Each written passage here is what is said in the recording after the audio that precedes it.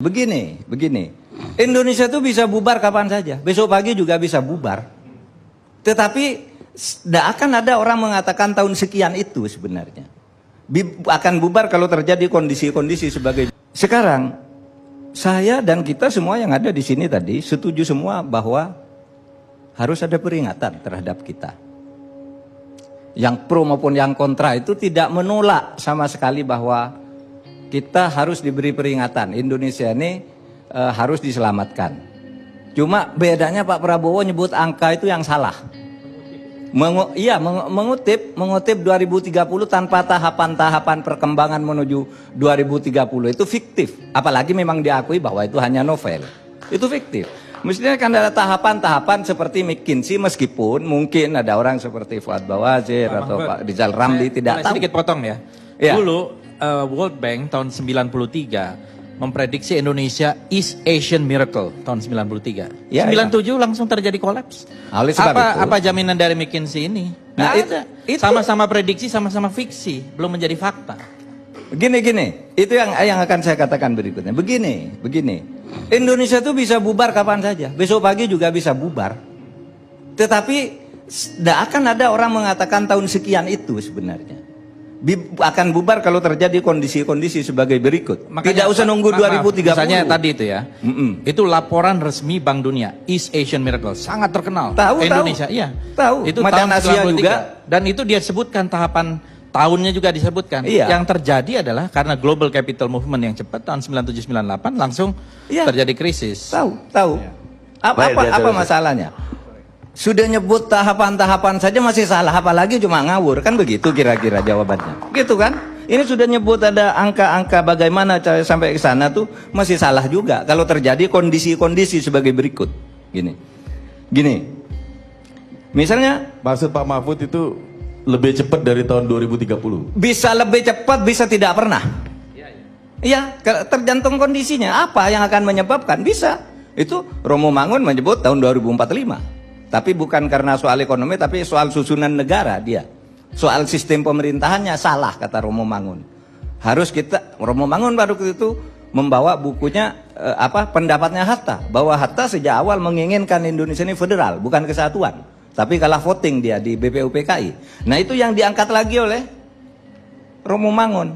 Ini Hatta benar nih, tahun 2045 bubar katanya. Tapi kita tidak percaya, saya pun tidak percaya. Sehingga apa? Akhirnya jalan tengahnya kan diambil oleh Gus Dur pada waktu itu. Ketika ditanya, Gus, yang benarnya negara kesatuan apa negara federal? Itu dua-duanya baik, tapi rakyat tidak ngerti. Sudah gini aja katanya, beri nama negara kesatuan tapi isinya federal. Itu Gus Dur. Itulah lahirnya Undang-Undang nomor 22 tahun 99. Otonomi luas, negara kesatuan otonomi luas, tetapi wewenangnya ditentukan 4 seperti negara federal. Hukum, fiskal, finansial, kemudian hubungan luar negeri, ditambah di kita agama, pertahanan, keamanan. Nah kan itu yang terjadi pada waktu itu, sehingga kita selesai dari perdebatan itu, gitu. Nah begini, betul bahwa sekarang itu seperti dia katakan Pak Prabowo, banyak pejabat korup, tidak salah Pak Prabowo. Bahwa ekonomi sekarang itu ada kesenjangan, tidak salah, semua orang mengatakan itu, dan itu masalahnya dari waktu ke waktu, bahwa banyak aset kita dikuasai asing sejak dulu sudah begitu, tidak baru. Seperti kata Babe tadi, kata Pak Ridwan Said, itu kan penyanyinya aja yang beda. Nyanyiannya sama sejak dulu. Banyak maling penyuap, banyak elit busuk. Itu kan kampanye dari setiap pemilu, entah legislatif, entah eksekutif, kampanyenya kan ini semua. Tapi sesudah selesai, tidak ada yang bisa menyelesaikan ini. Iya kan? Iya kan, coba. Pak SBY dulu punya janji 12 langkah menyelesaikan krisis Indonesia. Nah, 15 langkah. Yang 12 itu memberantas korupsi dengan mengangkat pedang sendiri. Korupsi masih banyak zaman Pak SBY. Sama. Jadi, apa sebenarnya masalahnya? Apa masalahnya? Masalahnya itu ada 2 menurut saya. Pertama, karena kita ini tersandra oleh kejahatan jabatan masa lalu. Coba misalnya Freeport nih. Siapa orang Indonesia yang tidak mau bahwa Freeport itu jatuh ke tangan kita? Semua mau. Presiden sejelek apapun itu selalu dikampanyekan. Tetapi ketika sampai pada masanya, ternyata Freeport itu sudah punya dokumen hukum di mana dia diberi hak secara resmi oleh negara untuk mengelola ini dan diperpanjang 10 tahun sebelum berakhir dan tidak boleh ditolak selama Freeport mau. Tidak bisa disalahkan pemerintah berikutnya. Karena kalau pemerintah berikutnya maksa ke peradilan internasional. Atau mungkin diadakan invasi sepihak. Nah itu persoalannya. Kita ini tersandra sebenarnya. Nah oleh sebab itu cara menyelesaikan itu bukan berkampanye. Besok kalau saya jadi gubernur Papua, saya selesaikan Freeport. No. Mereka punya dokumen, sekarang tidak bisa. Kata divestasi 51% oke, mereka sehari bilang oke, 2 hari kemudian bilang tidak. Sampai sekarang. Prof Mahfud, saya nanya dikit, dokumen yang menyandera kita itu dokumen apa? Dalam soal Freeport. Dalam soal Freeport, satu dokumen undang-undang yang pada waktu itu ditandatangani dan disetujui bersama oleh DPR bersama Pak Ginanjar. Cabut saya aja. Punya dokumennya. Enggak, cabut aja tuh undang-undang. Loh, kan orang sudah terikat sebelumnya undang-undang. Di situ disebut, sebentar. Di kontrak itu, di MOU itu disebutkan undang-undang, meskipun undang-undang dicabut tidak berlaku bagi Freeport. Ada, Pak.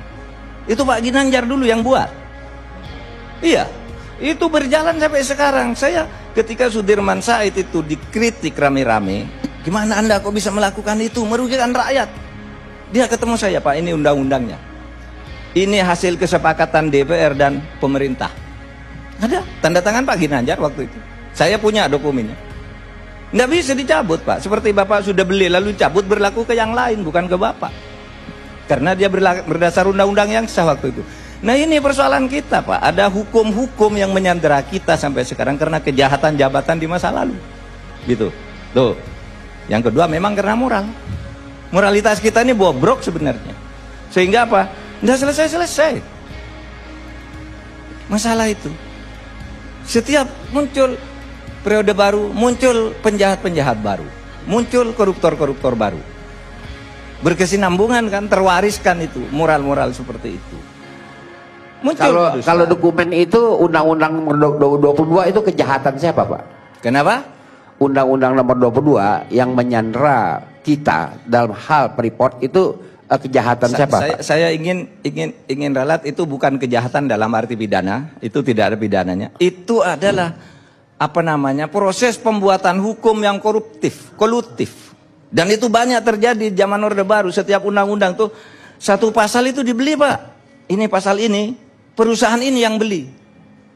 Kehutanan tuh satu dim tuh harganya satu orang bisa 50 juta, Pak. Satu dim, padahal undang-undang tuh kadang-kala sampai 200 dim. Bisa 50 juta satu orang. Berapa anggota pansusnya? 50 orang. Rupiah apa dolar, Pak? Rupiah. Kalau undang-undang rupiah, Pak. Pembuatan undang-undang masa dolar. Pada waktu itu ya, Pak, saya pernah dipersoalkan nih ketika bicara kayak gini bahwa banyak pembuatan undang-undang itu yang dijual belikan. Lalu Pak Marzuki Ali sebagai ketua DPR marah. Itu enggak benar tuh, ketua MK. Saya ketua MK. Saya bilang, saya tahu. Dan saya nyebut lalu 8 orang pada ini 8 orang sekarang sedang di penjara. Anda tahu enggak? Anak buah Anda, saya bilang sama Pak Marzuki, sedang di penjara. Kan menjual undang-undang bahwa undang-undang ini akan dimasukkan pasal ini, Anda akan mendapat ini, tetapi bayar dulu ke saya sebesar 8%. Ini sekarang orangnya masih di penjara semua, Pak. Itu pembuatan undang-undang kita sekarang ini yang harus diatasi ini untuk menyelesaikan masalah-masalah yang kayak gini ini. Oke. Oleh sebab itu bagi saya, ancaman itu bukan 2030 itu enggak ada. 2030 hayalan. Yang nyata ancaman itu ada 4 dis yang akan menyebabkan kita ini hancur sebenarnya. Satu, kalau penegakan hukum berputar-putar seperti sekarang berarti kita sudah terjebak di dalam sebuah disorientasi penegakan hukum. Salah jalan kita ini. Disorientasi yang berjalan terus ini akan menyebabkan distrust. Rakyat tidak percaya. Ya kan? Kalau ada orang ngomong, matikan TV-nya. Bohong ini katanya. Mau ke pengadilan, nah bohong ini. Nggak percaya pengadilan. Kalau distrust ini dibiarkan terus akan terjadi disobedience. Pembangkangan. Kalau pembangkangan terjadi, itulah disintegrasi. Bisa tahun depan, bisa tahun 2030, atau bisa tidak terjadi. Tergantung kita mau memperbaiki apa tidak ini. Soal ini semua.